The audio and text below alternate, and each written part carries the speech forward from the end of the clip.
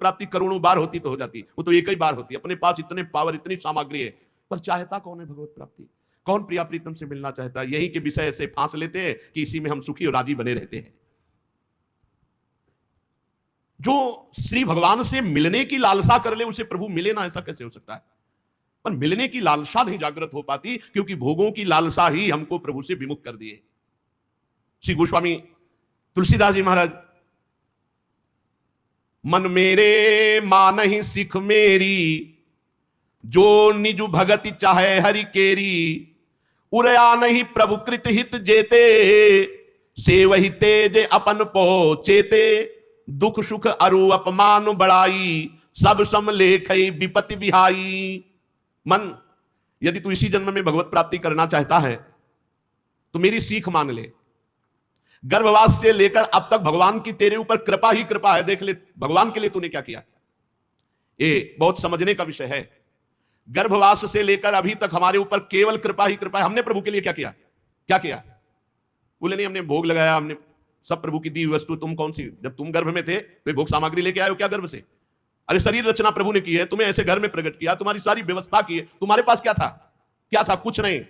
गर्भ से लेकर अब तक कृपा ही कृपा केवल मेरे प्रभु की तुम्हारे ऊपर है। तुमने प्रभु के लिए क्या किया? एक काम कर सकते थे, हर श्वास प्रभु को अर्पित कर सकते थे, प्रभु का सुमिरन कर सकते थे, अहंकार छोड़ सकते थे, बड़ी सावधानी से एक एक श्वास नाम जप कर सकते, वो नहीं किया। कर लो। अब अगर भगवत प्राप्ति करनी है, दुख समुद्र से पार जाना है, समस्या चिंता शोक भय से रहित होना है, तो और कुछ नहीं करना। तुम्हारे पास जो कुछ है सब प्रभु का दिया हुआ है, तुम क्या प्रभु को दोगे? श्वास श्वास पर नाम जप कर लो, अहंकार छोड़ दो और प्रभु के चरणों में समर्पित हो जाओ, सारा काम बन जाएगा। गर्भ से लेकर अभी तक कृपा कर रहे हैं, अहेतुकी कृपा, अनचाही कृपा। अहंकार समर्पित है, इसका कैसे हम जाने? अहंकार नहीं समर्पित, इसको हम कैसे जाने? जिसका अहंकार समर्पित है उसको मान और अपमान व्यापता नहीं है, सुख और दुख व्यापता नहीं है, निंदा और स्तुति नहीं व्यापती। और जिसका अहंकार समर्पित नहीं है उसको निंदा स्तुति मान अपमान सुख दुख व्यापता है। अहंकार समर्पित कर दो तो अनुकूलता में सुख नहीं लगेगा, प्रतिकूलता में दुख नहीं लगेगा, निंदा में दुख नहीं लगेगा, स्तुति में सुख नहीं लगेगा, मान में सुख नहीं लगेगा, अपमान में दुख नहीं लगेगा। यदि अहंकार समर्पित हो गया है, अगर लग रहा है दुख तो अभी अहंकार समर्पित नहीं हुआ। तेरी सारी विपत्ति दूर हो जाए यदि अहंकार तू समर्पित कर दे।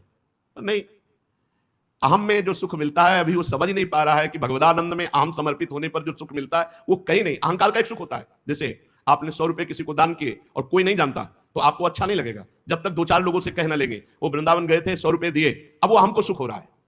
अहंकार को अगर आप प्रभु के चरणों में समर्पित कर दे तो तेरी सारी विपत्ति दूर हो जाएगी। गोस्वामी जी कह रहे हैं